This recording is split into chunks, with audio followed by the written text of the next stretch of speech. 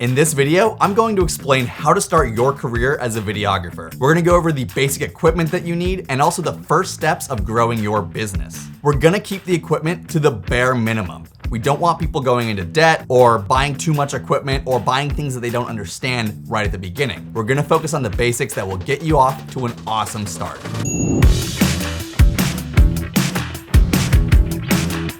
First, we're gonna talk about the thing that everybody loves to start with. Cameras. Now, we don't want you starting off your career buying the most expensive camera. So don't even think about cinema cameras or anything like that. We want you to get a basic entry-level mirrorless camera. We love the Canon brand, so I would recommend looking at the R10, R7, or R8. Those cameras have lots of incredible features and they will not hold you back. Sony also has equivalent cameras in their lineup, but you know what? I'm a Canon guy. When you're buying your first camera, make sure that you get one that has a kit lens with it. More professional lenses are more expensive, and although kit lenses get a bad rap, they actually look pretty darn good. If you use a kit lens correctly, it can look just as good as a professional lens, and if you use a professional lens poorly, it can look just as bad as a kit lens. So there's no point in spending more money at the very beginning on nicer lenses. Get used to your camera and its settings before you spend more money upgrading your gear. As you progress in your career as a videographer, you're going to want to upgrade your lenses to more professional lenses with better features. But those better lenses aren't what's gonna get you the jobs. Focus on the kit lens, learn to use it really, really well, and when the time is right, then you can upgrade to more professional lenses. When you're first starting out, if you feel like your camera is holding back your skills, you're probably incorrect. You probably just don't actually understand the features and settings of your camera in order to get the most out of it. So don't go upgrading your camera thinking that it's going to make your videos magically look better. If you still don't understand the basic settings and features of your camera, it's not going to make a difference and you're just wasting money. So in the beginning, focus on getting really good with the basic entry-level camera that you have, and don't upgrade until clients are willing to pay you for that better camera. If you're looking for help with the basic settings of your camera, go ahead and check out this video on my left.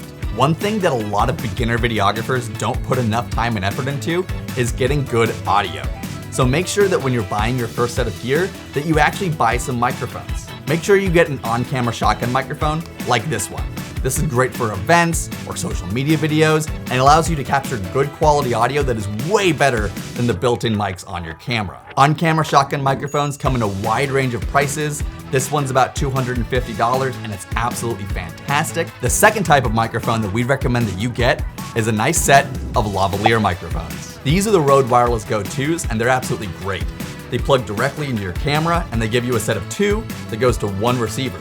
So that way, you have all your audio synced up and you can do easy two-person interviews. We recommend that you either get the Rode Wireless Go-2s when you're starting out or get two of the Zoom F2s. Either one of them is a fantastic option. You just need to do a little bit of research to figure out which is gonna be best for you. The next thing you're gonna need is not always the most exciting piece of gear, but it's incredibly necessary. You need to get a good tripod with a fluid head. The fluid head allows you to actually pan and tilt smoothly so you can get professional looking tripod shots. I know tripods aren't that exciting, but they really are a necessity.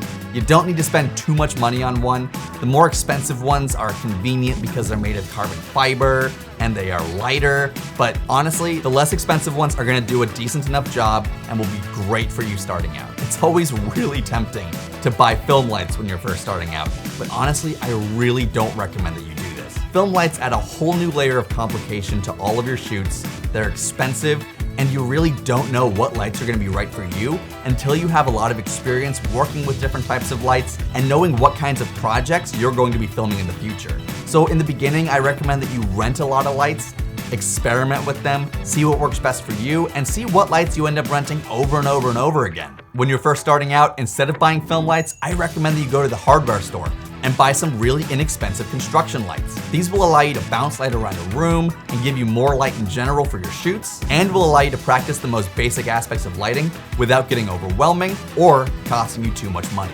Another really important piece of gear that I recommend that actually doesn't cost much money at all is a 5-in-1 reflector. It allows you to block light, bounce light, or diffuse light. It's a really nifty tool, especially when you're filming outdoors. And the last thing that you need are hard drives. You need to make sure you have at least 2 hard drives so you can always back up your footage. The last thing that you want to do when you're starting out your videography career is to lose a client's footage. There's no worse way to burn a bridge. It's no fun to go through that experience. Always back up your footage. That's the basic gear that you need to start out your career as a videographer. I really don't recommend getting more than that unless you're trying to create really specific types of content or work with specific industries.